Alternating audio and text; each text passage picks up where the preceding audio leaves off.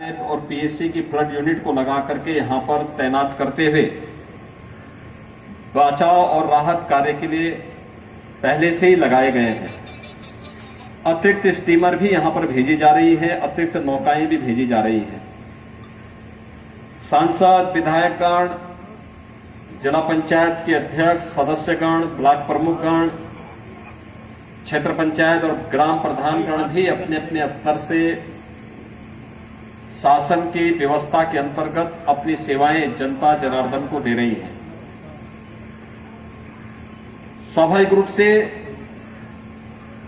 यह आपदा का समय है और आपदा के समय में हम सब धैर्य के साथ अगर प्रशासनिक मशीनरी का सहयोग करते हैं तो हर व्यक्ति शासन की इन योजनाओं से लाभान्वित भी होगा और साथ साथ हम बाढ़ बचाव के बेहतर उपाय भी कर पाएंगे। और इसी क्रम में मैं बहराइच, गोंडा, बलरामपुर, श्रावस्ती, सिद्धार्थनगर, महाराजगंज होते हुए कल दोपहर में ही गोरखपुर में आया हूं। गोरखपुर में मैंने विभिन्न विकास खंडों का और नगरीय क्षेत्रों का भी दौरा किया है। पूरा व्यवस्था की जा रही है कि आपदा के समय में हर पीड़ित व्यक्ति तक शासन की राहत सामग्री पहुंच जाए, जिससे किसी भी पीड़ित व्यक्ति को कोई भी अपने आप को असहाय महसूस न करे। खाद्यान्न के जो पैकेट हैं, इसमें 10 किलो चावल, 10 किलो आटा, 10 किलो आलू, 2 किलो दाल, 10 किलो लाई भूजा, नमक, मसाले, रिफाइंड तेल, ये सब तो उपलब्ध कराया ही जा रहा है। दवा भी उपलब्ध कराई जा रही है। खासतौर पर इस समय बरसाती पानी पीने से नुकसान हो सकता है।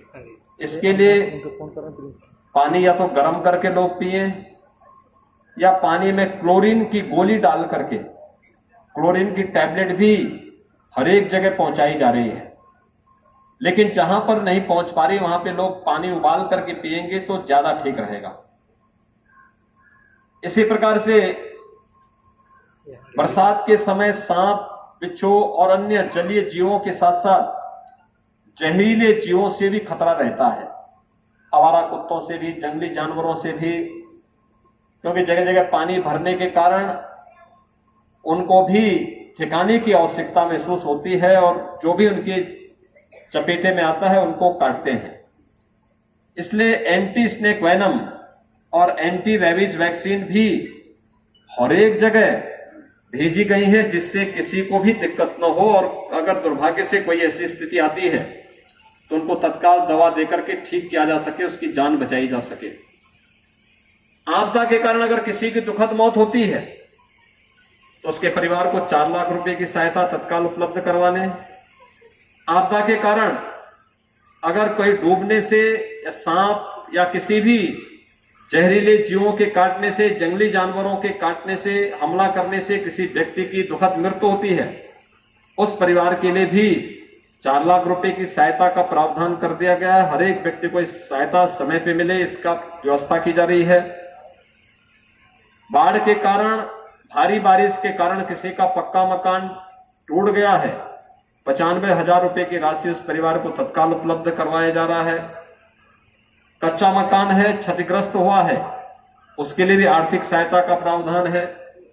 नदी की चपेट में आ गया है, बाढ़ के पानी की चपेट में आकर के मकान पूरी तरह नष्ट हो गया है, मुख्यमंत्री आवास योजना में उसे आवास उपलब्ध कराने के लिए भी प्रावधान कर दिया गया, जिससे कोई भी पीड़ित अपने आप को असहाय महसूस न करे। सरकार की पूरी मंशा है कि पीड़ा के समय में आपके साथ खड़े होकर के, आपकी पीड़ा के साथ जुड़कर हर एक स्तर पर हर एक पीड़ित को मदद करना। और इसीलिए सांसद जी भी, विधायक जी भी, जितने भी हमारे जनप्रतिनिधि हैं, सभी लोग प्रशासन के साथ मिलकर के युद्ध स्तर पर कार्य कर रहे हैं। प्रशासन को स्पष्ट निर्देश दिए गए हैं कि बाढ़ प्रभावित क्षेत्रों में 3-4 दिन के अंदर राहत सामग्री जरूर पहुंच जाए, जिससे कोई भी व्यक्ति वहां पर भूखों न रहे। अगर किसी का मकान पूरी तरह नदी की चपेट में आ गया है तो उसे अलग जमीन का पट्टा दें। मुख्यमंत्री आवास योजना के अंतर्गत उसके लिए आवास स्वीकृत करें।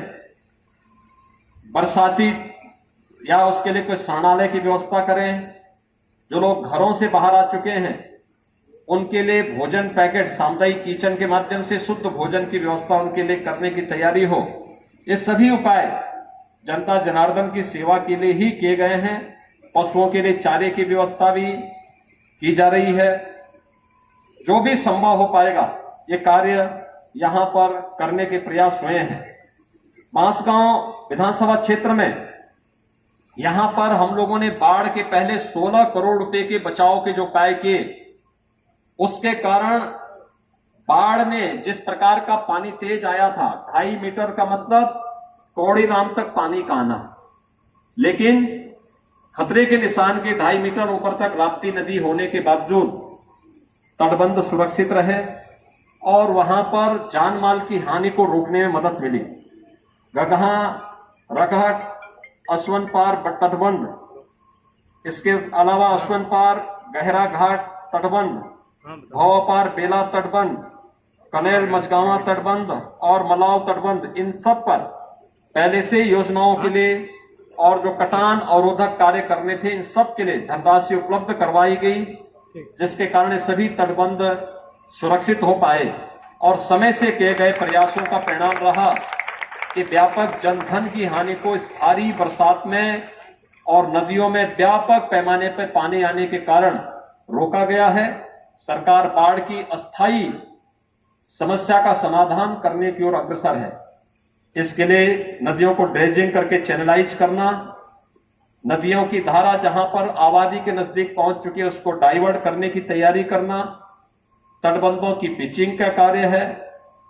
जहां पर आबादी को बचाने के लिए रिंग बांध बनाने की आवश्यकता पड़ेगी तो रिंग बांध आदि बनाने की व्यवस्था, ये सभी उपाय इसके साथ जोड़े गए हैं। आप सभी इस पीड़ा से उभरे, इस आपदा को धैर्यपूर्वक सामना करते हुए प्रशासनिक व्यवस्था में अपना योगदान दें। सभी लोग आपके साथ जुड़ करके कार्य करेंगे। दूसरा, बाढ़ के बाद, बाढ़ के पानी के जाने के साथ बीमारियों की आने के खतरे होते हैं। आज से एक अभियान चल रहा है स्वच्छता, सैनिटाइजेशन, फॉगिंग का, छिड़काव का। मेरी अपील होगी सभी जनप्रतिनिधियों से कि वे इस अभियान के साथ जुड़ें, क्योंकि स्वच्छता तमाम प्रकार की बीमारियों को रोकने में मदद करेगी। और उस अभियान के साथ अगर हम जुड़ जाते हैं तो डेंगू को, मलेरिया, मस्तिष्क ज्वर, कालाजार, चिकनगुनिया, इन सभी बीमारियों को हम रोकेंगे। शुद्ध पेयजल की आपूर्ति होगी, तमाम प्रकार की बीमारियां से हमें मदद मिलेगी। उसमें डायरिया, हैजा आदि से ही बचाव में मदद मिलेगी। इसलिए ये जो अभियान चल रहा है, इस अभियान को गांव से लेकर के हर एक स्तर पर, गांव हो, कस्बा हो, मोहल्ला हो, हर एक स्तर पर इस अभियान को चलाने की आवश्यकता है, जिससे हर व्यक्ति स्वस्थ और सुखी रहे। पर्व और त्योहार का आनंद तभी होगा जब स्वस्थ और सुखी हर व्यक्ति रहेगा। आज के इस अवसर पर मैं एक बार फिर से आप सबको आज इस बाढ़ की आपदा के समय में अपनी संवेदना आप सबके प्रति व्यक्त करते हुए आश्वस्त करता हूं कि आप सभी लोग बाढ़ की इस त्रासदी से मुक्त होकर के अपने आगामी पर्व और त्योहारों को हर्षोल्लास के साथ, उमंग के साथ मना सके। आप सबके प्रति मेरी शुभकामनाएं। धन्यवाद। जय हिंद।